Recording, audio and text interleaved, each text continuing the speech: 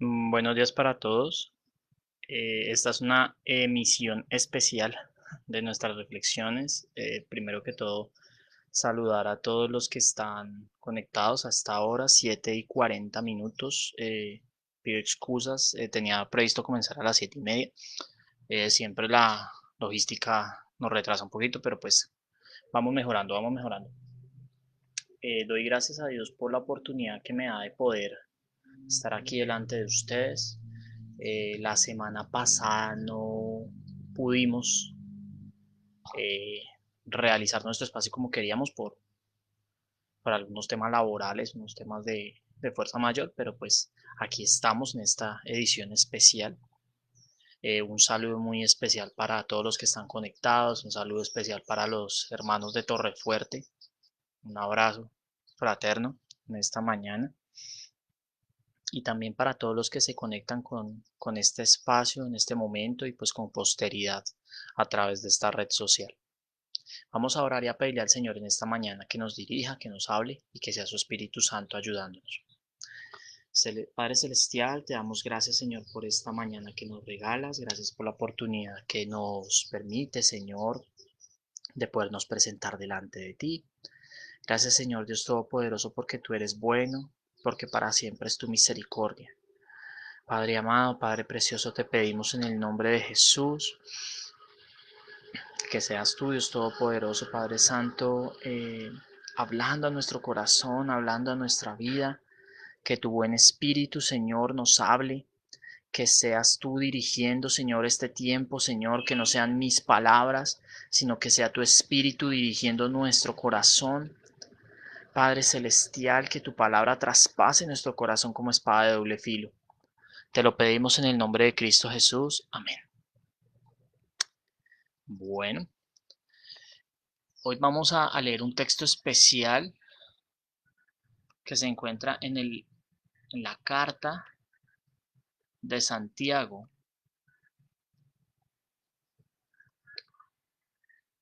carta de Santiago, capítulo 4,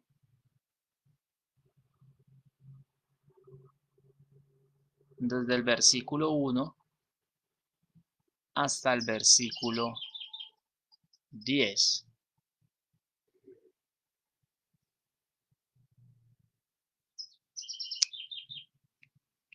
Y leemos esta palabra juntos.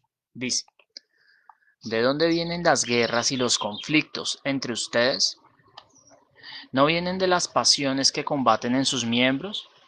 Ustedes codician y no tienen, por eso cometen homicidio. Son envidiosos y no pueden obtener, por eso combaten y hacen guerra. No tienen porque no piden. Versículo 3. Piden y no reciben, porque piden con malos propósitos para gastarlo en sus placeres. Versículo 4. Oh almas adúlteras, ¿no saben ustedes que la amistad del mundo es enemistad hacia Dios? Por tanto, el que quiere ser amigo del mundo se constituye enemigo de Dios. ¿O piensan que la Escritura dice en vano, Dios celosamente anhela el Espíritu que ha hecho morar en nosotros? Pero Él da mayor gracia. Por eso dice, Dios resiste a los soberbios, pero da gracia a los humildes. Por tanto, sométanse a Dios, resistan pues al diablo y huirá de ustedes. Acérquense a Dios y Él se acercará a ustedes. Limpien sus manos, pecadores, y ustedes de doble ánimo purifiquen sus corazones. Aflíjanse, lamentense y lloren. Que su risa se convierta en lamento y su gozo en tristeza. Humíllense humíllense en la presencia del Señor y Él los exaltará. Amén.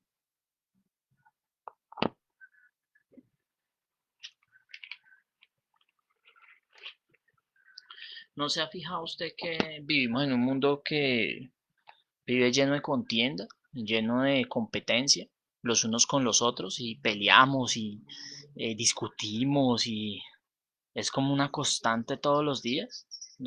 Es algo natural, ¿sí? Es una cosa natural, pues, en donde estamos permanentemente como en una pelea, en discusiones, compitiendo, ¿sí? Murmuración, chisme, nos quejamos de todo, nos quejamos de nuestros padres, de nuestros hermanos, de nuestra esposa, de nuestros hijos.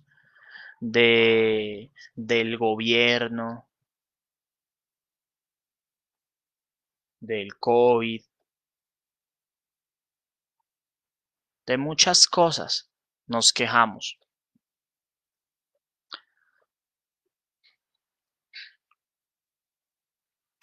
Todo esto tiene un solo origen y es nuestro propio corazón que está lleno de codicia, de envidia y de orgullo. Sí, así como lo oye, nuestro propio corazón. Permítame un segundo, por favor.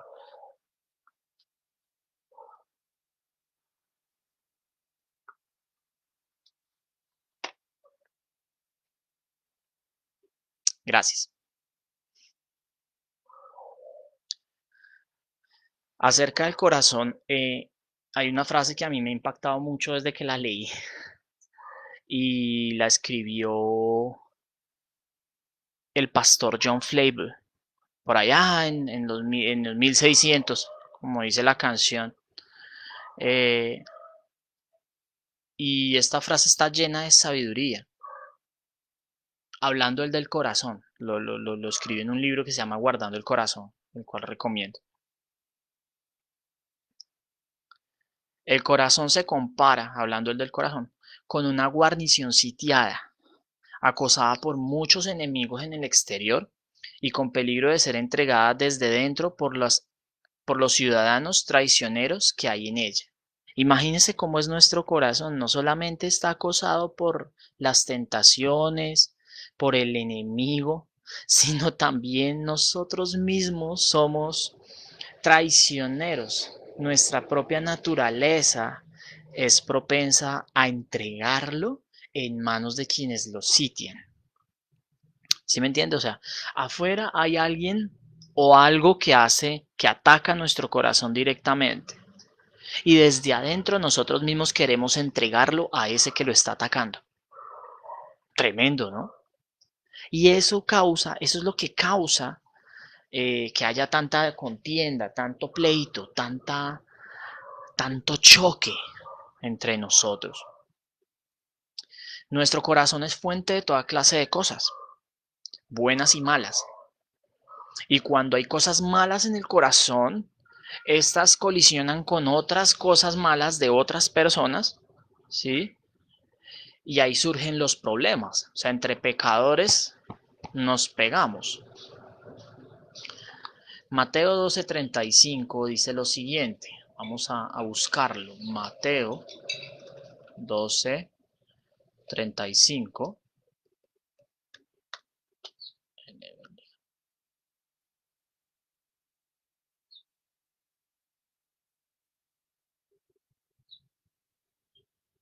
El hombre bueno de su buen tesoro saca cosas buenas, y el hombre malo de su mal tesoro saca cosas malas. Si en nuestro corazón hay cosas malas, pues esas cosas malas se van a reflejar. Y si hay otro corazón que también tiene cosas malas, pues esas dos cosas malas se van a unir, se van a revolver, va a ser una tormenta total. Santiago, lleno de sabiduría, porque este libro es un libro lleno de sabiduría, nos habla acerca de esto específicamente en el capítulo 4, que fue lo que acabamos de leer, y es lo que vamos a estudiar de una manera breve y sucinta en este espacio.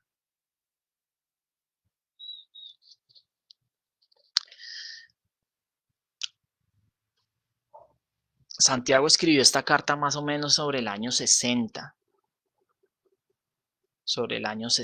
y la escribió para los judíos para los cristianos que estaban siendo dispersados por la persecución judía y que habían salido hacia otras partes, hacia fuera de Judea.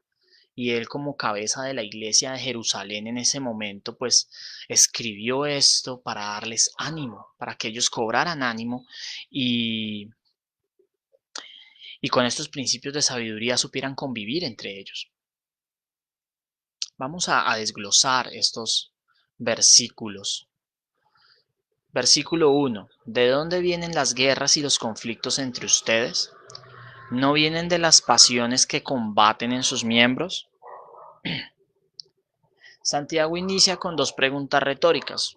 Una pregunta retórica es una pregunta de la que no se espera respuesta y que se formula con la idea de reforzar una idea o un punto de vista y busca incentivar al oyente a reflexionar sobre su conducta. Entonces, un ejemplo que ilustra esto es cuando el niño hace la travesura y después la mamá le dice, sí ve, yo le dije, yo te advertí, te di, sí ves que yo te dije que no hicieras X cosa, porque lo que le está diciendo es consecuencia de no haberme hecho caso que te pasó lo que te pasó. Eso es un tipo de pregunta retórica. Otra pregunta retórica. ¿Tengo micos en la cara? Que como queriendo decir, oiga, tengo algo raro que usted se queda como mirándome, como qué le pasa. O esa pregunta, ¿qué le pasa? Es una pregunta retórica. Y aquí Santiago plantea dos. La primera, ¿de dónde vienen las guerras y los conflictos entre ustedes? Aquí no le está hablando solamente a personas que no conocen a Cristo, sino le está hablando a las personas que sí lo conocen. ¿De dónde vienen las guerras y los conflictos entre ustedes, hermanos? Que dicen que aman al Señor. Y la segunda, ¿no vienen de las pasiones que combaten en sus miembros?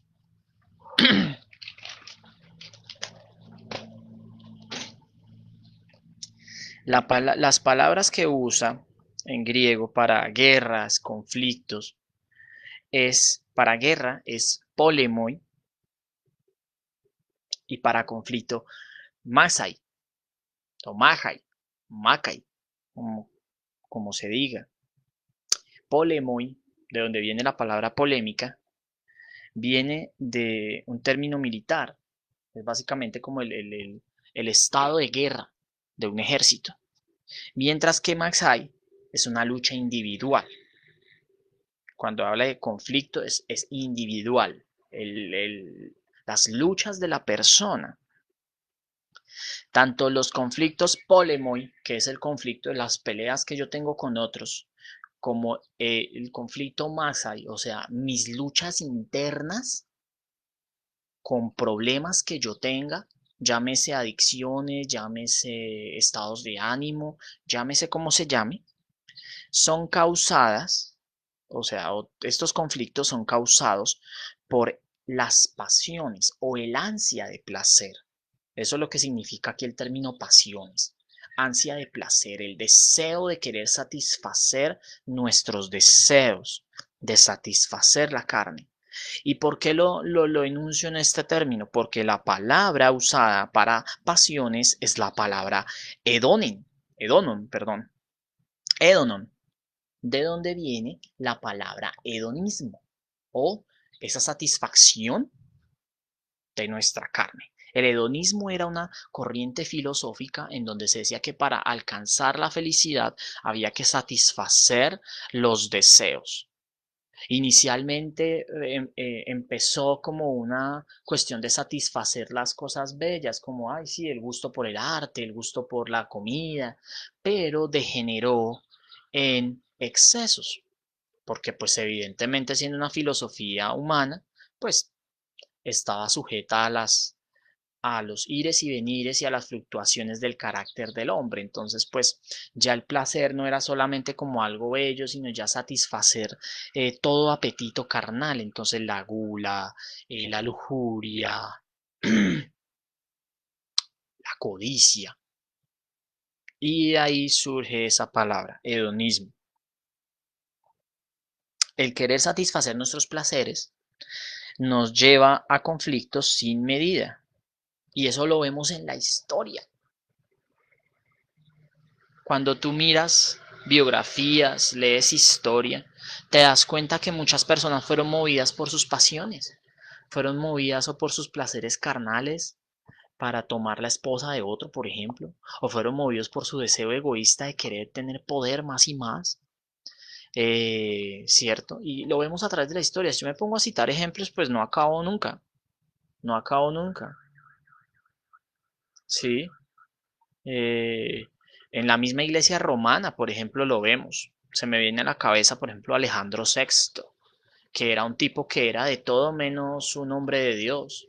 Era político, era militar, era un hombre muy rico, pero de Dios no tenía nada. Era un tipo que se la pasaba en orgías, dándoles, moviendo sus influencias para que sus hijos tuvieran poder, él mismo, eh, cometiendo toda clase de excesos, y era el jefe de la iglesia,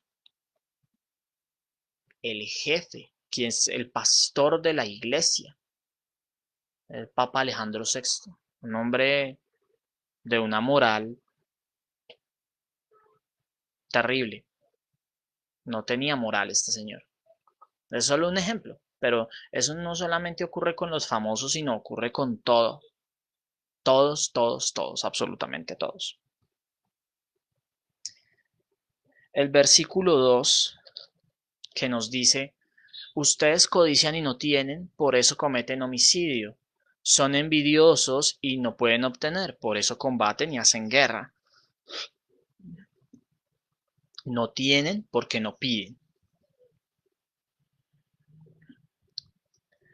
Este versículo nos lleva a dos conclusiones básicas. La primera, la codicia nos lleva a pecar. Y la otra es que la envidia nos conduce a pecar. Y si miramos, la codicia y la envidia vienen siendo una misma cosa. Al respecto, la escritura nos enseña lo siguiente. Éxodo capítulo 20. Éxodo 20, versículo 17.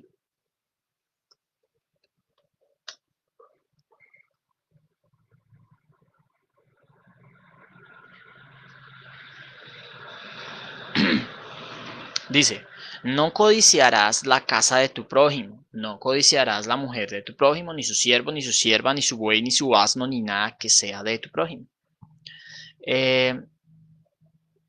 La ley es clara.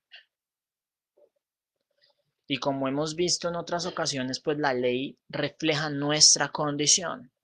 Eso quiere decir que nosotros en nuestras fuerzas somos incapaces de no codiciar. Nuestra naturaleza pecaminosa nos hace tender a la codicia, ¿sí? A querer desear lo que otro tiene, a no estar satisfechos con lo que tenemos. Entonces, vemos como, por ejemplo, si ustedes ven a mi espalda, está lloviendo, entonces la tendencia natural de uno es, ay, pero qué día tan feo, y a quejarnos. Quisiera que hubiera un sol espectacular en lugar de esta lluvia pachuca. Esa es nuestra tendencia natural, en lugar de dar gracias al Señor por la lluvia. Otro ejemplo. Yo vivo en un apartamento de 2x2 y resulta que fulanito de tal tiene una casa de 4 pisos y mejor dicho tiene estudio, tiene cuartos para todo el mundo, una terraza súper. Yo como quisiera tener esa casa porque fulanito se puede tener y yo no. Y muchas veces pensamos eso. Quien me diga que no lo ha hecho, pues en la caja de comentarios me escribe al final y me dice, Juan, yo no he hecho eso nunca. Para pues que me mande, para que nos tomemos una foto cuando pase todo esto y que me dé su autógrafo, porque realmente no sería digno de admirar. Pero no es así. Todos tenemos esa tendencia natural a codiciar lo de los demás, a no sentirnos satisfechos. Y la codicia es pecado porque anhelamos lo que el mundo ofrece. Muchas veces codiciamos cosas que el mundo tiene, cuando el Señor mismo en la Escritura nos dice a través de Pablo que teniendo sustento y comida es suficiente. El mismo Señor en el Padre Nuestro nos enseña que nosotros debemos pedir por el pan de cada día. porque teniendo sustento y comida suficiente, nos enseña que si las avecitas son sustentadas por Dios, si las flores no siembran ni no nos cocen ni nada y se visten mejor que un rey, cuánto más Él nos va a cuidar, ¿cierto? Entonces, ¿por qué tenemos que codiciar las obras del mundo? Pero esa es nuestra naturaleza. Entonces vemos cómo que los famosos hacen y queremos ser como los famosos. El carro modelo, joyas, vestidos, la ropa, la moda, todas cosas. ¿Ya? Y eso es pecado.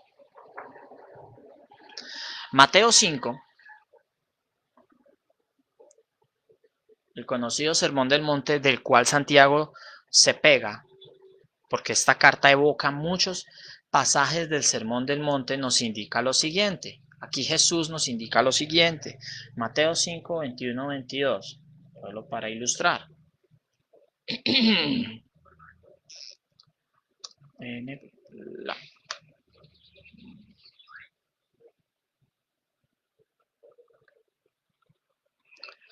Mateo 5, 21, 22 dice, ustedes han oído que se dijo a los antepasados, no matarás, y cualquiera que cometa homicidio será culpable ante la corte. Pero yo les digo que todo aquel que esté enojado con su hermano será culpable ante la corte, y cualquiera que diga insensato a su hermano será culpable ante la corte suprema, y cualquiera que diga idiota será merecedor del infierno de fuego. Y esto tiene que ver mucho con lo que Santiago dice que matamos para conseguir las cosas. No necesariamente tiene que ser que yo asesino a alguien para conseguir algo, pero por lo menos sí esa codicia hace que yo sienta odio hacia él. Y aquí este pasaje nos recuerda que no solamente es homicida aquel que mata, sino también aquel que odia en su corazón, aquel que insulta a otra persona, aquel que lo por debajea, por utilizar un término coloquial criollo, aquel que menosprecia a otro y lo insulta, lo hiere con palabras. Esa persona también está cometiendo homicidio. Ese es un pecado tan grave como el homicidio. ¿Mm? Y eso es a lo que nos lleva la codicia. La codicia deriva en estos comportamientos que son dignos de condenación.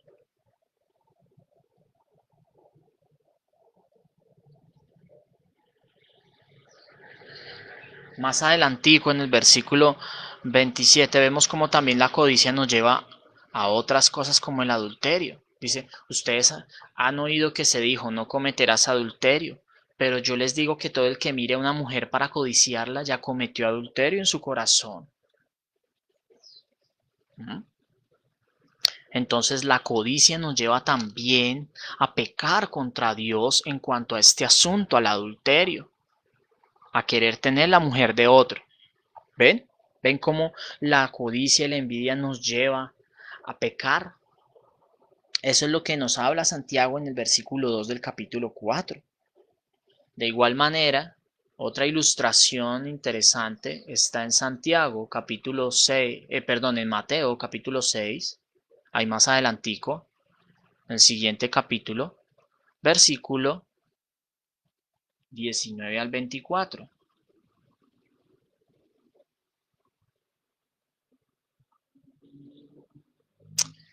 No acumulen para sí tesoros en la tierra, donde la polilla y la herrumbre destruyen, y donde ladrones penetran y roban, sino acumulen tesoros en el cielo, donde ni la polilla ni la herrumbre destruyen, y donde ladrones no penetran ni roban.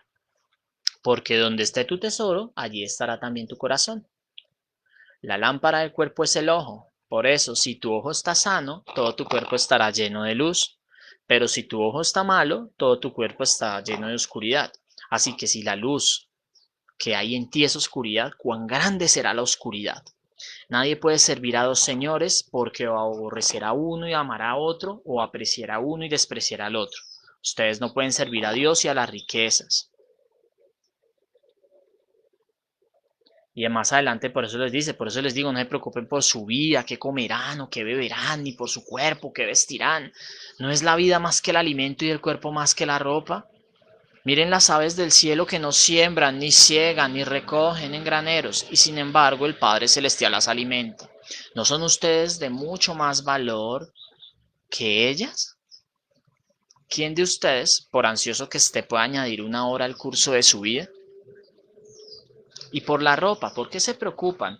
Observen cómo crecen los lirios del campo. No trabajan ni hilan, pero les digo que ni Salomón en toda su gloria se vistió como uno de ellos. Y si Dios así viste la hierba del campo, que hoy es y mañana es echada al horno, ¿no hará él mucho más por ustedes, hombres de poca fe? ¿Ve?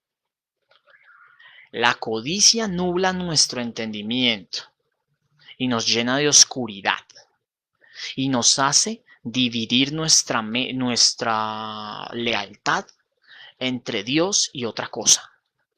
Y Dios no consiente que su, que su gloria sea compartida, que la lealtad hacia Él sea compartida. ¿Ve? Por eso Jesús les dice, mire, ¿por qué se preocupan por la vida? ¿Por qué se preocupan por eso?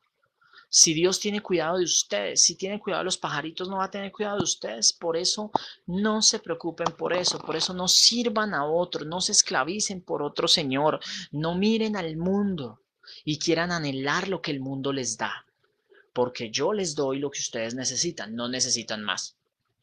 ¿Eh? En el versículo 3 se nos habla de que nosotros no recibimos porque pedimos mal.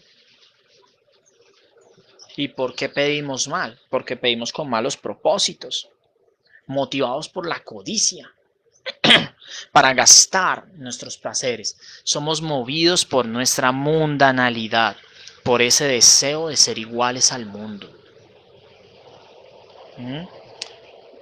Por tanto, todo aquello que pedimos que no está acorde a lo que Dios, a la voluntad de Dios, pues Él no nos lo va a dar, por eso no lo tenemos. No, que es que yo quiero tener 50 casas, quiero tener mucha plata, Señor, dame dinero, Señor, mucho dinero para bendecir tu obra. No, eso es movido por tu codicia.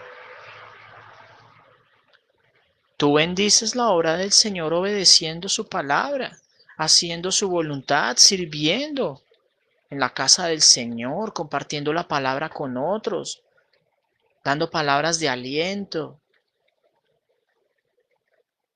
dando de comer a quien tiene hambre, obrando misericordia sobre otros, no anhelando cosas que se ven a todas luces que son movidas por tu codicia. ¿Ves? Por esa codicia muchas veces somos movidos a hacer cosas que no tienen nada que ver con la voluntad de Dios, como hacer chance, eh, pedir prestado sin fundamento alguno, o sea, solamente para gastar, gastar. Y después, Señor, ayúdanos. No, el Señor lo que nos enseña es a trabajar. El Señor lo que nos enseña es a pedirle a Él que nos dé fuerza para trabajar, sabiduría para llevarla correctamente en nuestro trabajo, en nuestros quehaceres, en nuestra vida, sabiduría para servirle, de tal forma que Él nos bendice a través de ello. Sabiduría para administrar lo que Él nos da por medio del trabajo. ¿Ve? Lo demás está por fuera de la voluntad del Señor y no es escuchado. ¿Cómo pedir? Acorde a la voluntad de Dios. ¿Dónde lo vemos? En el mismo capítulo 6 de Mateo, más atrás, en el versículo 9. Todo esto la semana pasada, las semanas pasadas, lo explicó nuestro pastor Martín en su serie del Padre Nuestro, en el Centro de Pensamiento y Caminar Cristiano. Aquí hago la cuña al patrocinio. Paréntesis, esta no es cuña pagada, esto es cuña propia. Saludo para el pastor Martín, para Connie.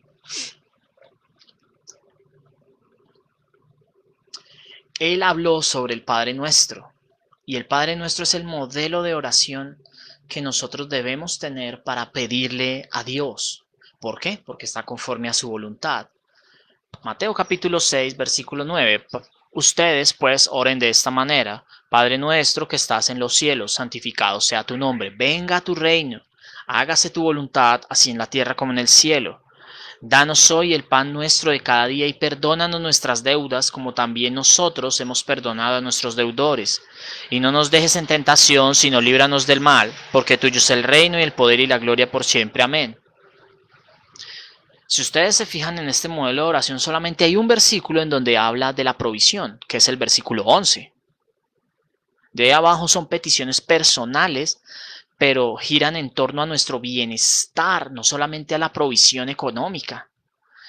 Es uno, la provisión diaria para nuestro sustento, la otra es que sean perdonados nuestros pecados y la otra es que no seamos metidos en tentación, que seamos librados del mal, porque evidentemente vamos a estar constantemente en tentación todo el tiempo. Entonces debemos pedirle al Señor que nos ayude a vencer la tentación cuando entremos en ella. Pero son cosas, hablando de las peticiones, que se ajustan a la voluntad de Dios, porque Dios quiere que estemos conformes con lo que tenemos cada día, porque Él es el que nos sustenta, que aprendamos a a depender de su providencia, que aprendamos acerca de su perdón, como Él nos perdonó nuestra gran deuda, si nosotros debemos perdonar a otros y debemos compartirles del perdón que Dios nos ha dado. Y debemos estar preparados ante las tentaciones para no sucumbir ante ellas. Esas son las peticiones que debemos tener en cuanto a nosotros, porque si usted se fija las de atrás, todo tiene que ver es con el reino de Dios. Por eso él en el versículo 33 de este capítulo dice: busquen primeramente el reino de Dios y su justicia. Debemos buscar el reino de Dios, anhelar las cosas de Dios antes que anhelar las cosas de esta tierra. ¿Dónde encontramos la voluntad de Dios? En la Escritura. Queremos orar conforme a la voluntad de Dios, queremos buscar la voluntad de Dios, en la Escritura se encuentra, no hay otro lugar. Versículo 4. Santiago capítulo 4, versículo 4. Oh almas adúlteras, ¿no saben ustedes que la amistad del mundo es enemistad hacia Dios? Por tanto, el que quiere ser amigo del mundo se constituye en enemigo de Dios. ¡Qué palabra tan fuerte! Porque le está hablando a cristianos, no le está hablando a gente que no conoce, a cristianos. Le está diciendo: si ustedes quieren conformarse a este mundo, a ser amigos del mundo, pues entonces se constituyen en enemigos de Dios. Entonces, si nos ponemos a tolerar las prácticas del mundo, entonces que nos gusta la música del mundo, nos la pasamos viendo películas que no glorifican a Dios, nos la pasamos siguiendo a los artistas del mundo, a las modas de este mundo, pues entonces estamos más conformes a este sistema. Y este sistema es contrario a Dios, por lo tanto nos estamos declarando enemigos de Dios. ¿Sí ve la lógica que tiene esto? La palabra que se utiliza para mundo es cosmos. Y ese cosmos, del cual habla Santiago, no es el universo creado, sino es el mundo caído, el sistema de este mundo. O Cristo es nuestro Dios, o el mundo nos gobierna. ¿En dónde estamos? Hago esta pregunta retórica. ¿Dónde estamos? ¿O el Señor es nuestro Señor, quien nos gobierna completamente, o es el mundo el que nos gobierna, el que dicta lo que hacemos? De su respuesta, de mi respuesta, dependerá si somos catalogados como amigos o enemigos. La palabra almas adúlteras originalmente decía solo adúlteras, pero pues los copistas, los traductores pusieron la palabra almas entendiendo que está hablando de en conjunto, porque si se deja solo la palabra en una interpretación literal, la gente podría pensar que está hablando de una mujer, porque está en femenino, pero pues está hablando es de las personas de la iglesia, de los creyentes. Y se utiliza esta palabra adulterio porque cualquiera que pretenda estar en ambos bandos al tiempo, seguir entablando esa amistad con el mundo y como acariciando las cosas, está cometiendo adulterio espiritual, abandonando a Dios o dándole la espalda a Dios. Y esto era muy común en los israelitas y era una ilustración muy vívida para ellos porque los profetas la mostraban. En el Antiguo Testamento lo vemos, no vamos a leer los pasajes, tal vez solamente voy a leer uno. Pero para dejarle los pasajes, Isaías 54:5, Jeremías 3:20, voy a leer Oseas 9:1, porque el libro del profeta Oseas, en particular, utiliza una analogía acerca de cómo Dios tomó como esposa a Israel y Israel le fue infiel. ¿Y cuál fue la analogía que tomó? Al mismo profeta. Lo hizo casarse con una prostituta y después esta prostituta lo dejó. Lo dejó por irse a seguir prostituyendo. Y eso que le pasó a Oseas, que es una cosa muy dura, tremenda, sirvió para representar lo que Israel hacía con Dios. Oseas 9:1. Lo voy a leer. Oseas capítulo 9, versículo 1. Dice: No te alegres, Israel, con gran júbilo como las naciones, porque te has prostituido, abandonando a tu Dios. Has amado el salario de ramera sobre las eras de trigo. Qué duro, ¿no? Te prostituiste, le está diciendo a Israel. Entonces cuando consentimos las cosas del mundo, nos estamos comportando como una prostituta. Tremendo, ¿no? Adulterando. Una prostituta que se va detrás de sus placeres y abandona a su esposo, que en este caso es Dios. Tremendo. Tremenda esta confrontación. Nos está confrontando el Señor en esta mañana. El versículo 5 de Santiago 4 es un versículo de interpretación muy difícil porque la palabra utilizada, catokisen, eh, puede ser tomada de diferentes maneras, ¿sí? Y lo otro es que aparece una cita en donde Santiago menciona que está en la escritura, pero que si miramos no está literal en la escritura. Leámoslo por favor, léanlo conmigo y se van a dar cuenta por qué. Dice Santiago 4:5, o piensan que la escritura dice en vano, Dios celosamente anhela el espíritu que ha hecho morar en nosotros. Eso en la escritura como tal no aparece. ¿Qué podemos colegir de esto? ¿Sí? Eh, que no sabemos de dónde ha sido tomada.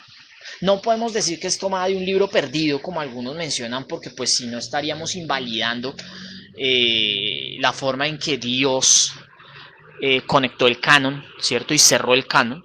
Sabemos que los libros que hay en la Biblia son el canon original y es la palabra de Dios verdadera. Entonces no podemos pensar que hay alguna palabra de Dios toda escondida que se perdió, porque si no, no sería palabra de Dios. Sino que más bien podemos pensar es que Santiago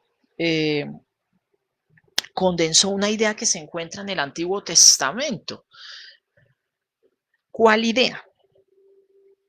Que Dios es un Dios celoso y no comparte su gloria con nadie.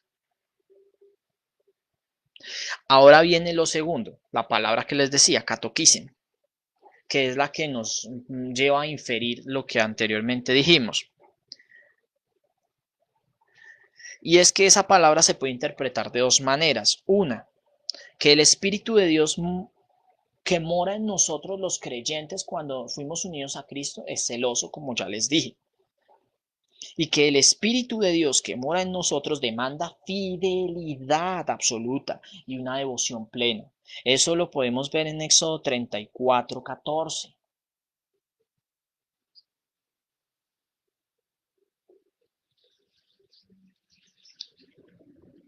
Éxodo 34:14. Dice, no adorarás a ningún otro Dios, ya que el Señor, cuyo nombre es celoso, es Dios celoso. ¿Mm? La otra idea que se puede inferir es que el espíritu del hombre, entonces aquí espíritu vendría con minúscula, y ustedes van a ver que en algunas versiones el espíritu, esa palabra espíritu viene con minúscula, en otras viene con mayúscula, y es por estas dos interpretaciones el espíritu del hombre tiende hacia los malos deseos. ¿Por qué? Porque es que en algunas interpretaciones se lee que el espíritu siente celos o siente envidia. Entonces, lo que llevamos a inferir con esa interpretación es que el espíritu del hombre es un espíritu perverso por naturaleza y lleva envidia. ¿Qué podríamos concluir para, digamos, darle una solución o dilucidar esta interpretación? Es la siguiente. Yo la puse entre comillas, pero pues es una conclusión mía y la escribí de la siguiente manera. Nuestro espíritu es un espíritu que anhela los placeres del mundo, siente envidia y celos, y su fin primordial no es agradar a Dios, sino agradarse a sí mismo. Pero una vez el Espíritu de Dios entra a morar en la vida del creyente, el Espíritu Santo mueve al creyente para que viva su vida agradándole y sirviéndole solo a Él. Porque Él, aquí está en mayúsculas Él, es celoso y no comparte su gloria con nadie y no quiere que vivamos divididos entre Él y el mundo. Vuelvo y se la leo. Nuestro espíritu es un espíritu que anhela los placeres del mundo, siente envidia y celos, y su fin primordial no es agradar a Dios, sino agradarse a sí mismo. Pero una vez el Espíritu de Dios entra a morar en la vida del creyente, el Espíritu Santo mueve al creyente para que viva su vida agradándole y sirviéndole solo a Él, porque Él es celoso y no comparte su gloria con nadie, y no quiere que vivamos divididos entre Él y el mundo. Y esta afirmación que hice es validada por el versículo siguiente. Entonces, Santiago capítulo 4, versículo 6. Pero Él da mayor gracia. Por eso dice, Dios resiste a los soberbios, pero da gracia a los humildes. ¿Mm? A causa de nuestra naturaleza, a causa de su nombre y su fiel amor, Él derrama su gracia. ¿Sobre quién? Sobre los humildes, los que reconocen su ruina espiritual y corren a Él para ser librados de esa esclavitud del pecado, de ese peso del pecado que nos asedia cada día, de esa eh, naturaleza, de ese viejo hombre, de esos rastros carnales, como decía Pablo, miserable de mí, ¿quién me librará de este cuerpo de muerte? Gracias a Dios sean dadas por Jesucristo, porque Jesucristo es el que me libra de este cuerpo de muerte. Yo vivo en este cuerpo de muerte, pero por la fe en Cristo puedo vivir una vida que a Él le agrade, pero solo por la fe en Cristo y por su poder, por nada más. Pero reconociendo que en nuestras fuerzas somos incapaces y estamos arruinados. Santiago cita Proverbios 3:34 y esta misma cita de Proverbios 3:34 la encontramos en Primera de Pedro 5:5-6. Vamos a leer ese pasaje, Primera de Pedro 5:5-6. Primera de Pedro 5, 5 al 6.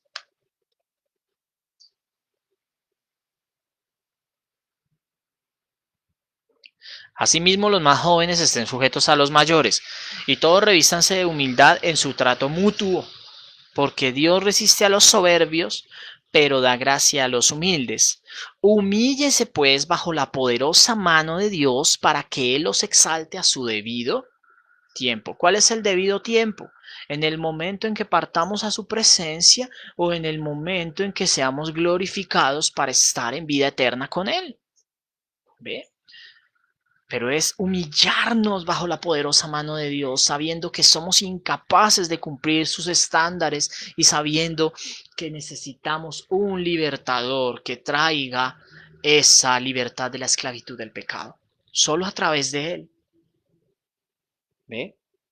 Hasta aquí hemos diagnosticado la enfermedad. ¿Cuál enfermedad? La mundanalidad. Y es una enfermedad que está en nuestras vidas, está en nuestras congregaciones, está en nuestras iglesias. Y que es una lucha constante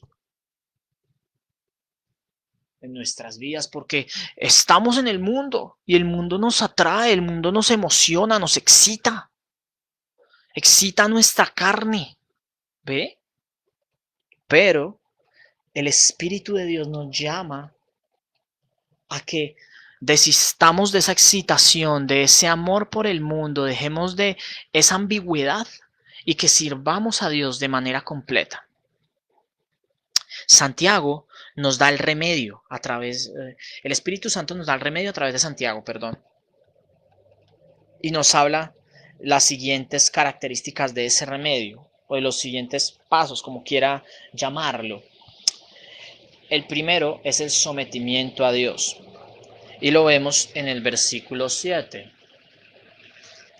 Versículo 7. Por tanto, sométanse a Dios. Sométanse a Dios. El término griego usado acá es upotagete. Upotagete. Que se deriva de upostas. Que significa o que indica alinearse bajo una autoridad. Esto significa que hay que estar en sometimiento pleno a la voluntad de Dios, a la autoridad de Dios, al señorío de Cristo, a la acción del Espíritu Santo sin dar concesión alguna. Este sometimiento no es producto de una relación de esclavitud donde vienen y te capturan y te someten de una manera subyugante, sino es producto de la relación de amor que responde a ese amor infinito y a esa gracia inmerecida que hemos recibido de parte de Dios. ¿Ok?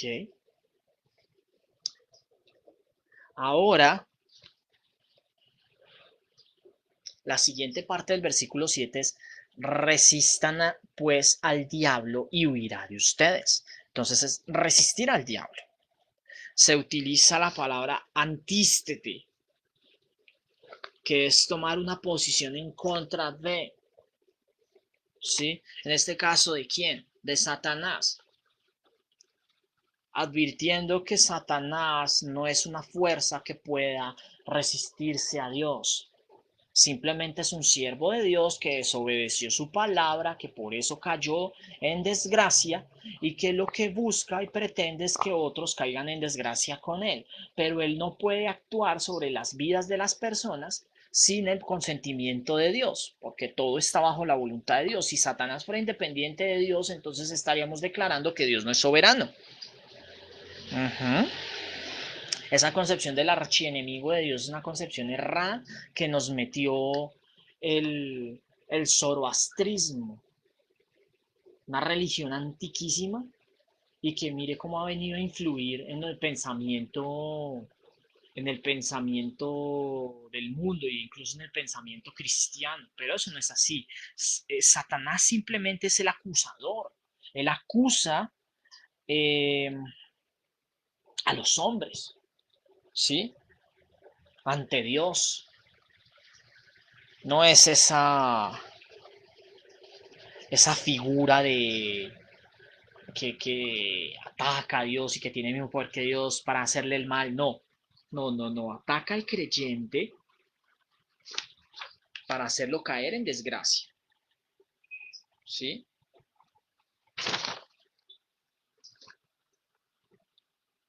¿Cómo resistimos al diablo? Jesús es nuestro mayor ejemplo. Y eso lo vemos en Mateo capítulo 4, ese famosísimo pasaje de la tentación de Jesús. Mateo 4. Bueno, yo les confieso algo, me vine a hacer aquí este video, pero está haciendo un helaje, porque está lloviendo full lluvia y está helando bastante. Pero amén que puedo compartir con ustedes este tiempo.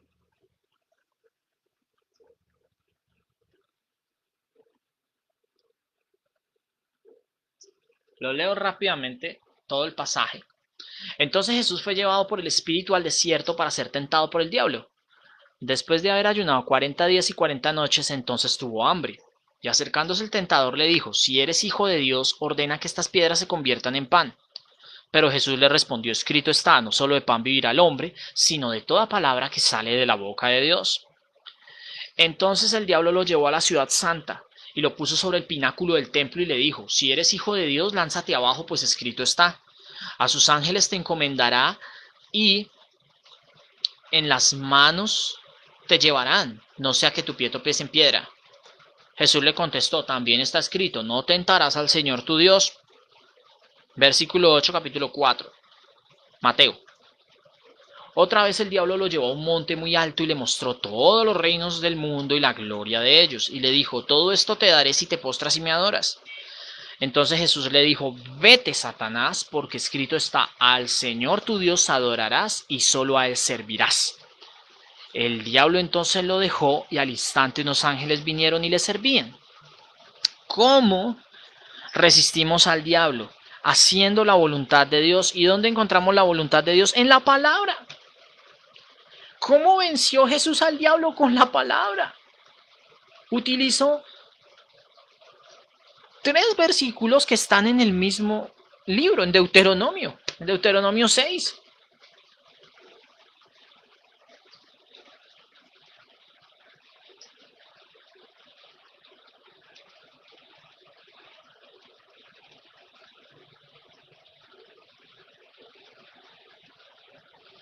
Están en Deuteronomio 6.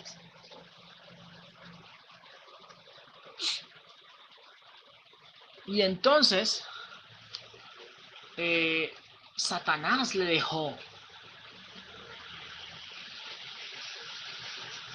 Satanás le dejó. Porque no pudo resistir los argumentos del Señor.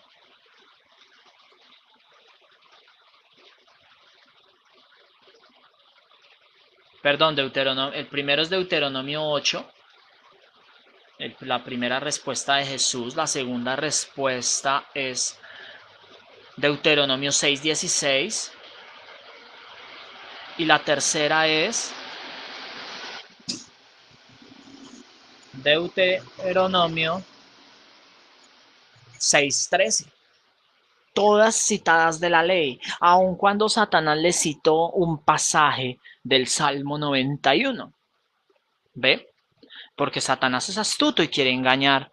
Pero tú, para poder resistir al diablo, debes alinearte con la voluntad de Dios, con la palabra de Dios, y obedecer la palabra de Dios, y así resistirás al diablo.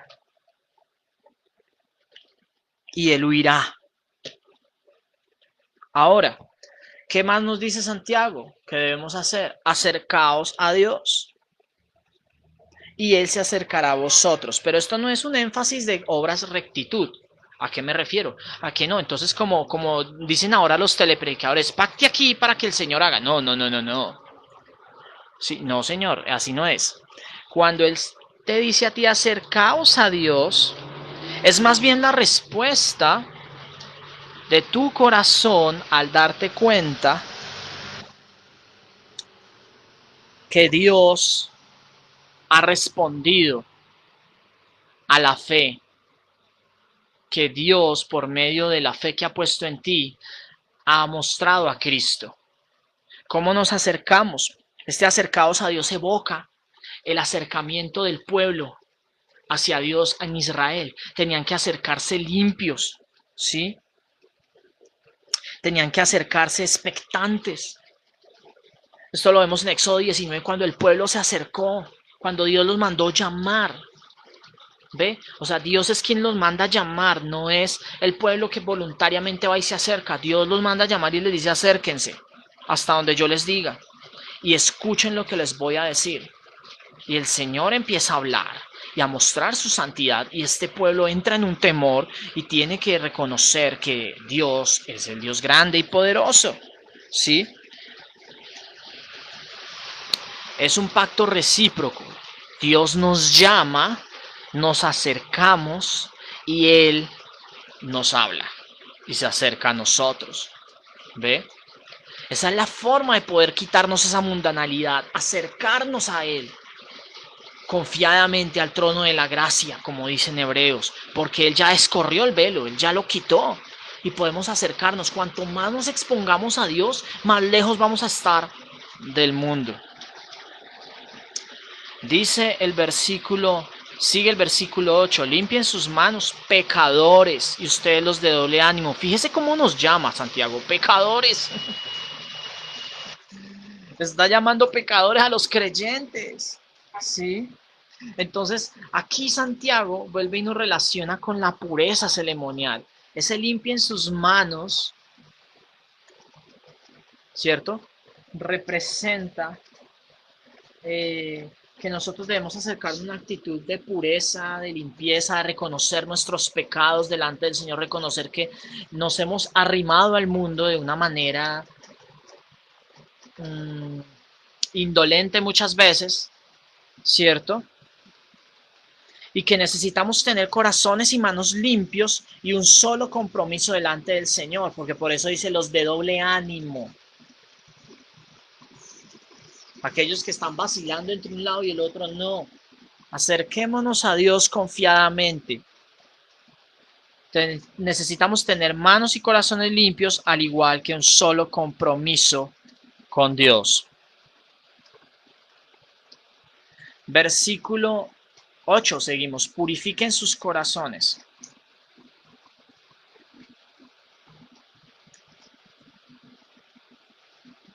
Es una limpieza interna.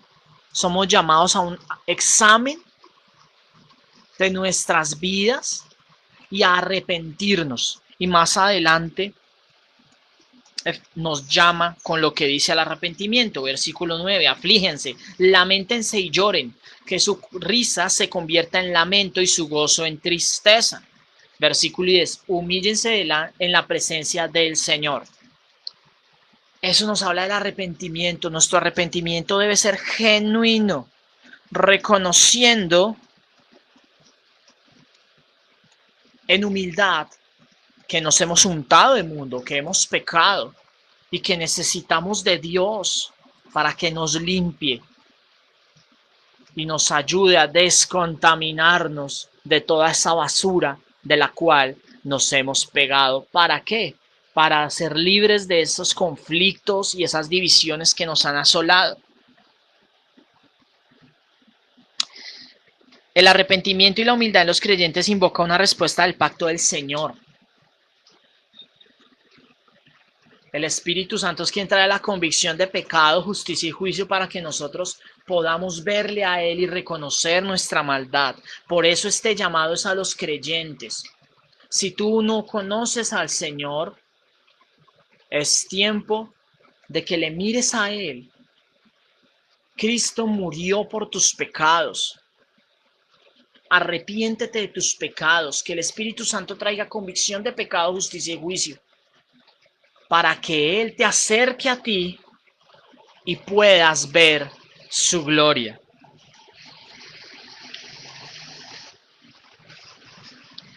Y fruto de este arrepentimiento, el Señor es fiel a su pacto y Él nos exalta. trae la victoria. La victoria viene a través del arrepentimiento y la humildad, no a través del orgullo, sino a través del arrepentimiento y la humildad. Cuando reconocemos que hemos pecado y que hemos vivido esa dualidad entre Dios y el mundo y nos alejamos de eso, el Señor, fiel a su pacto, nos restaura y trae la victoria. Qué bendición haber podido estudiar estos pasajes de Santiago con ustedes. Les agradezco. A mis hermanos de Torrefuerte les pido excusas, problemas técnicos el día domingo. Esto lo compartí el domingo con mis hermanos, pero pues me sentí impelido en la obligación por parte del Señor de compartirlo otra vez debido a este impasse técnico y que la palabra de Dios quedara clara. Y a aquellos que me acompañan en este espacio siempre, pues qué bueno poder compartir este tiempo con ustedes, con esta enseñanza tan hermosa que nos deja nos deja Santiago, el hermano del Señor. Y qué bello es que su palabra nos confronta, nos exhorta, nos redarguye y nos instruye para ser cada día más como Cristo. Oremos. Gracias, Señor, por este día, por tu palabra, porque has sido fiel, has sido bueno con nosotros. Enséñanos, Señor, a no tener amistad con el mundo, Señor, porque no queremos ser declarados enemigos tuyos. A vivir una vida de arrepentimiento, Señor. Una vida en donde reconozcamos, Señor Padre Santo, que tú eres quien nos sustentas, que tú eres quien nos cuida, que no necesitamos más, sino solamente tu presencia, tu cuidado, tu amor, para la gloria de tu nombre. Señor, yo te pido que esta palabra traspase nuestro corazón, traspase mi corazón y que corra, Señor, y hable a nuestras vidas. Te alabamos y te bendecimos en el nombre de Jesús. Amén. Feliz fin de semana para todos. Dios los bendiga grandemente. Un abrazo para todos. Con el favor del Señor nos encontramos el día martes. El lunes es festivo. El martes espero regularizar mi espacio. El día martes nos encontramos. Recuerden, nuestro espacio regular es lunes, martes, viernes, 7:30 de la mañana, Dios mediante.